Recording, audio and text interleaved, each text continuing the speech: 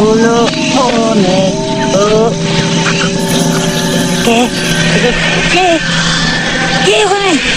ভূত FM।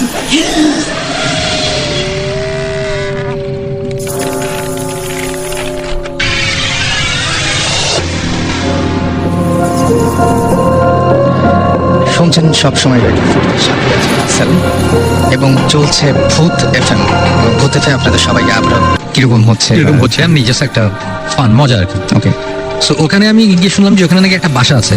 একজন লোকাল একজন বললো যে ওই বাসাটা অনেকদিন ধরে খালি পড়ে আছে, ওই বাসাটাতে কেউ থাকে না, আচ্ছা বাসাটাতে অনেক সমস্যা টমস্যা হয়। তখন আমি জিজ্ঞেস করলাম যে তাহলে মালিক কোথায় থাকে? তখন বললো যে মালিক অ্যাকচুয়ালি কানাডায় কোন একটা ইউনিভার্সিটির প্রফেসর। ওকে, উনি কানাডার সিটিজেন হয়ে গেছে, উনি ওখানেই থাকে, বাট উনি এই বাসাটা অ্যাকচুয়ালি কিনেছে আরেকজনের কাছ থেকে, এবং এই বাসায় কেউই থাকে না, একটা কেয়ারটেকার জাস্ট বাইরে আর একটা বিল্ডিং এ থাকে। ওকে। সো তখন আমি বললাম যে আচ্ছা ইন্টারেস্টিং, তাহলে কি ওখানে ঢোকা যাবে কিনা। তখন আমরা যেটা করলাম যে পারমিশন নিতে গিয়ে মালিক নাই, সো কেয়ারটেকার বললাম যে দেখেন ভাই আমরা অ্যাকচুয়ালি রাত্রে একটু দেখতে চাই, শুনছি বাসাটা নাকি একটু অন্যরকম। কেয়ারটেকার বললো যে ঠিক আছে অসুবিধা নেই, আপনারা আসতে পারেন। আচ্ছা। তো রাতে আমি গেলাম, তখন তো অ্যাকচুয়ালি আমার ওইরকম টিভি শো ওই প্ল্যানগুলো প্ল্যান করে আমি ওখানে যাই Right. সো বাট ফরচুনেটলি আমার কাছে একটা হ্যান্ডিক্যাম ছিল, ছোট একটা ক্যাম্পোর্ডার ছিল। তো ছোট একটা ক্যাম্পোর্ডার, আর যে শুটিং এর জন্য ওই যে ওয়াকি টকি ছিল, রেড ডটের শুটিং ছিল। তো আমি শুভ্র ভাইয়ের কাছ থেকে আমি বললাম যে আপনার ওয়াকি টকি গুলো দেন, আমাদের লাগবে। আমরা 3 জন গেলাম তখন। ওকে, তো ওখানে ঢুকলাম। ইন্টারেস্টিং ব্যাপার হচ্ছে আমরা ঢুকেছি রাত 12:15টার দিকে। 12:15টার দিকে ঢোকার পরে 50 মিনিটস তো যায়নি। আমরা 3 জনের মধ্যে একজন বলে যে শোন ভাই আমার অ্যাকচুয়ালি শরীরটা ভালো লাগছে না, আমি চলে যাই। আচ্ছা। তখন আমি বললাম ওকে ফাইন, বাসার বাইরে গাড়ি রাখা আছে, তুমি জাস্ট হোটেলে নেমে আবার গাড়ি পাঠিয়ে দাও, আমরা আছি এখানে। তো বললো যে আচ্ছা ঠিক আছে। সে চলে গেল। আমি আর আমার সাথে আরেকটা ছেলে ছিল, ইমরান নাম। ওকে, তখনও আমাদের কিন্তু এই ভূত স্টিমটা হয়নি, আমি এটা ভূত স্টিম হওয়ার আগের কথা বলছি। ওকে। ইমরান আর আমরা দুজন বাসাটার ব্যাপারটা মানে এটা বাসাটাতে ঢোকার পরে একটু অন্যরকম লাগছিল, একটু মানে ঠিক এই জিনিসটা অ্যাকচুয়ালি ঠিক আমি দেখাতেও পারবো না, মানে বোঝাতেও পারবো না, ফিলিংটা ভালো ছিল না। আচ্ছা। অস্বস্তি মানে হচ্ছে অস্বস্তি, মানে ঘাড় একটু ভারী ভারী লাগছে, কেমন জানি লাগছে, একটু অন্যরকম লাগছিল। তো আমি একটু পরে মনে করলাম যে হয়তো আমার প্রেশার টেশার বেশি বা কোনো একটা প্রবলেম হয়েছে। তো আমি তখন ইমরানকে জিজ্ঞেস করলাম যে ইমরান তুমি কি ঠিক আছো, তোমার কেমন লাগছে? তখন বলেছে শুন ভাই আমারও কেমন জানি একটু ভালো লাগছে না। আচ্ছা। তখন আমরা সব একটা একটা করে দোতলা একটা বাসা, আমরা একটা একটা করে রুম ঘুরতে ঘুরতে শেষে আমরা আবিষ্কার করলাম যে 2টো রুম আছে, একটা দোতলায় কোনার একটা রুম, আর একটা হচ্ছে একতলায় কিচেনের পাশে একটা ঘরের মতন, ওখানে অনেক লাকড়ি টাকড়ি পড়ে আছে। হ্যাঁ, আচ্ছা। বাসাটা পুরো বাই দ্য ওয়ে বাসাটাতে কোনো ইলেকট্রিসিটি নাই, পুরো ও মাই গড, এটা তো ধুলা নাই, ধুলা আচ্ছা। কিচ্ছু নাই, কোনো ফার্নিচার টার্নিচার তেমন কিছু নেই, 2-1টা শেলফ আছে, মানে এই বাসাটাতে কেউই থাকে না। কেউই থাকে না।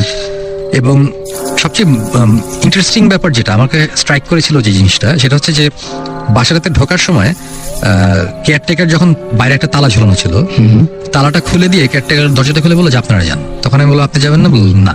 ওকে। সো মানে কেয়ারটেকার ওই বাসাটা পাহারা দেয়, পাশে একটা ছোট বিল্ডিং এর মধ্যে একটা সার্ভেন্ট কোয়ার্টার আছে, ওখানে সে থাকে, সে পর্যন্ত ওই বাসায় রাতে ঢুকে না, তার নাকি অনেক এক্সপিরিয়েন্স আছে।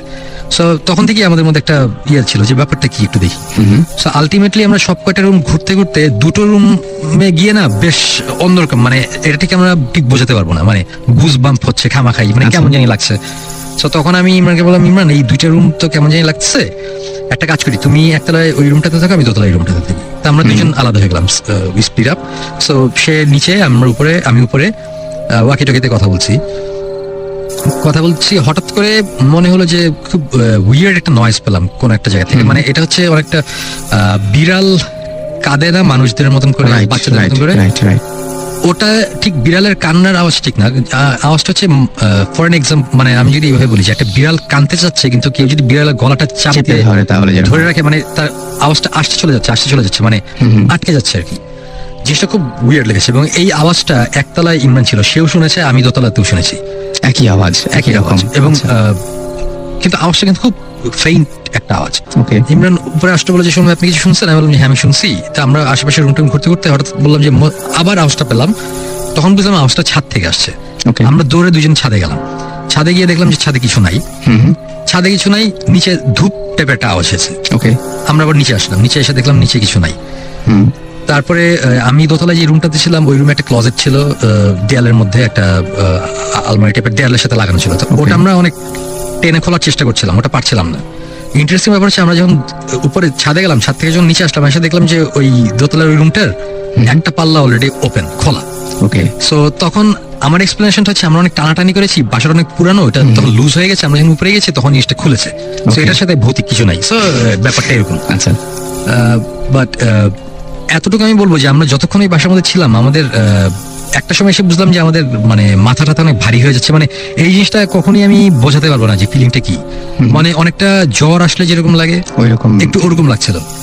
তারপরে একটা সময় আমরা ওখানে থাকতে থাকতে একটা সময় যেটা হলো যে আমি ওয়াকি টকিতে নিচে একতলায়, তখন ইমরান দোতলায়, আমি আমরা আলাদা হয়ে গেছি। ওয়াকি টকিতে ওকে বলছি, আচ্ছা তুমি তো কিচেনের পাশে, দেখো মানে পুরো ঘটনাটা ছিল এরকম যে তুমি তো কিচেনের পাশে, মানে খিদা লাগছে, দেখো তো ফ্রাইড চিকেন পাওয়া গিয়ে ফাইলিং করছি জাস্ট মানে হালকা করার জন্য সিচুয়েশন, কজ একটু কেমন জানি লাগছিল। আমার কথাটা তখন শেষ হয় নাই, ঠিক আমার পায়ের পিছনে, এক হাত পিছনের দিকে হবে, মানে ফ্লোরের মধ্যে মনে হলো যে খুব জোরে, মানে ভয়ঙ্কর জোরে একটা আওয়াজ, মানে কেউ একটা কিছু দিয়ে ফ্লোরের মধ্যে খুব জোরে বাড়ি দিল। আচ্ছা ঠাস করে একটা আওয়াজ, এবং আমি ডেফিনেটলি আমি ভয় পেয়েছি। আমি সাথে সাথে ঘুরেছি যে কি, এটা একটা অ্যাবান্ডেন্ট একটা বাসা, দোতলা একটা রুমের মধ্যে আমি আছি এবং এই রুমে কিচ্ছু নাই, কোনো একটা ফার্নিচার নাই, হঠাৎ করে কিসের আওয়াজ। আমি ঘুরে আমি কিছু দেখিনি। আওয়াজটা এতই জোরে হয়েছিল, মানে বেশ জোরে। ইমরানও দৌড়ে উপরে চলে এসেছিল, যে মানে সেও ভয় পেয়েছে যে উপরে কি হচ্ছে। ওকে। এবং তখন আমরা বেশ ভয় পেলাম। তখন তারপর থেকে ওই আওয়াজটার পরে নেক্সট 30 মিনিটসের মতন যাবতীয় জিনিসপত্র আমরা এক্সপিরিয়েন্স করেছি।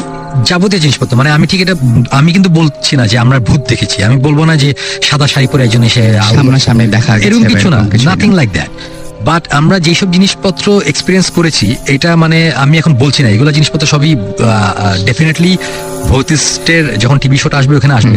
বাট এরকম কিছু জিনিসপত্র আমরা এখানে দেখেছি যেটা কোন অবস্থাতেই বাংলাদেশের একটা মফস্বল টাউনের একটা বাসার মধ্যে, যে বাসাটা 70-80 বছর আগে বানানো হয়েছে, সেই বাসায়, ওই বাসার কনস্ট্রাকশন, মানে বাসাটা বানানো যে হয়েছে, সে আমি একটা সাইন দেখেছি একটা ফ্লোরের মধ্যে খোদাই করা মোজাইকের মধ্যে, এগুলো জিনিস থাকার কথা না। এগুলো খুব আমি জাস্ট এতটুকু ভেঙে বলি যে সাউথ আমেরিকান ডেভিল ওয়ার্শিপ করতে গেলে যেসব জিনিসপত্র লাগে, ও মাই গড, যে টাইপের জিনিসপত্র লাগে, আমি এই টাইপের কিছু জিনিসপত্র আমরা এখানে দেখেছি। আচ্ছা আছে ওই বাসায়। মানে একটা রুম আছে, রুমটার যে শেপ, ফ্লোরের মধ্যে যে ডিজাইন, দিস ইজ অ্যাবসার্ড। এটা হতেই পারে না যে বাংলাদেশে কোনো মফস্বল শহরের একটা বাসার মধ্যে আমরা এই সব জিনিসপত্র আছে, আমাদের কাছে আছে, আমাদের ভিডিও ফুটেজ আছে, আমরা যে আওয়াজ শুনেছি আওয়াজেরও অডিও ফাইল আমাদের কাছে আছে।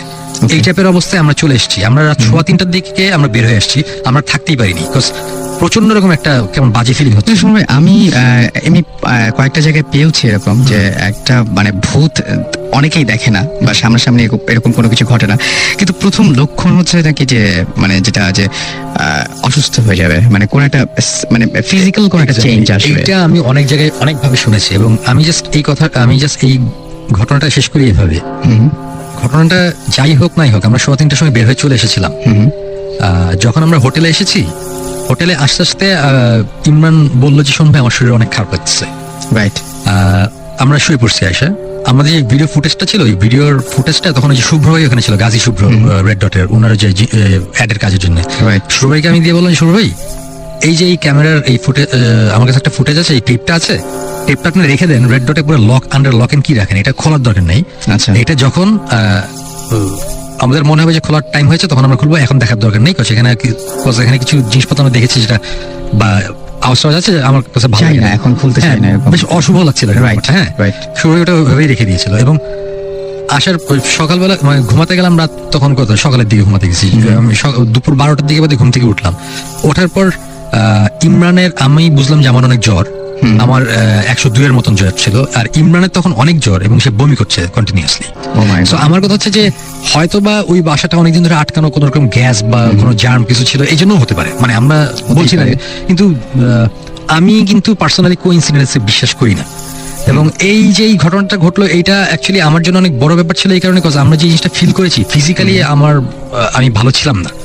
তো যেই কারণে এটা আমার মনে অনেক ভয়ঙ্করভাবে দাগ কেটেছিল।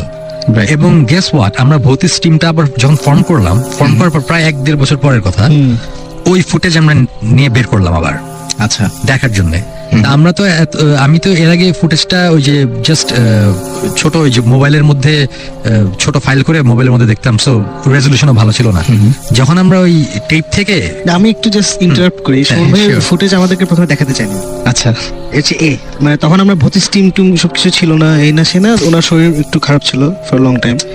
সো হি ওয়াজ লাইক না এটা এখন দেখার দরকার নেই এসে, কিন্তু উনি ওই ঘটনা কিছুটা আমাদের বলেছিলেন। আচ্ছা। তো আমি আর জিবরান অনেক দিন ধরে শোভন ভাই উই ওয়ান্ট টু গো দেয়ার, আমরা যাবো এসে, হি রিফিউজড। তখন ভর্তির ব্যাপার ছিল না, বাট ইজ লাইক না ওখানে আমি আবার যাবো একবার, কারণ আমার ওখানে গিয়ে দেখতে হবে যখন আসলে কি হচ্ছে, কিন্তু আমি ওখানে কাউকে নিয়ে যাবো না।